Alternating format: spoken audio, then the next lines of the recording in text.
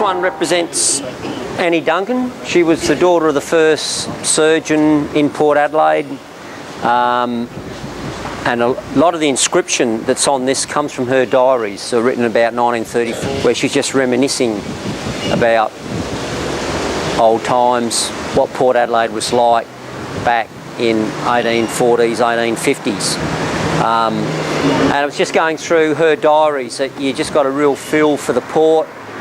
And I thought, well, how could I actually, represent the daughter of the first surgeon? So I'll just use her words, extracts from her diaries on the outside of the column. And there's a story inside that which they've got someone to actually read extracts from her diary. It's very softly spoken though, so you have to get up close to hear it. Each one's based on, like someone said, navigational tool, beacon. The characters, I've used this as the character, so at least if there's going to be more later on, we can still keep to the same design. The story changes, and then we can have various things on the outside, like engravings, or the sculptures themselves can be reflect that. Each face is to do with a compass rose clock face. This is a Victorian clock face. Rex's navigational rose, and for Uncle Lewis I just used north, south, east and west with Ghana languages, talking about the directions on a compass point. So because Port Adelaide was founded from all corners of the globe, and people came here to work from all corners of the globe, so that was the idea behind the compass or the clock.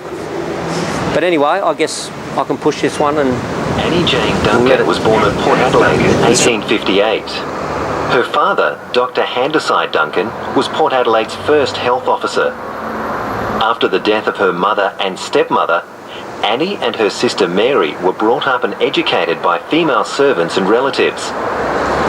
From the age of 16, Annie kept house for her father until he died in 1878 and left her a small annuity.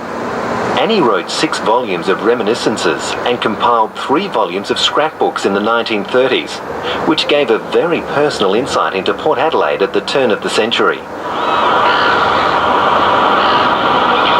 Port Adelaide is built on a swamp, containing embankments constructed of the silt dredged from the bar at the mouth of the river and from the riverbed. That was constantly going on and used to cause a great interest. The spaces were eventually filled up with silt until the level of the whole port was at last raised many feet. The river was...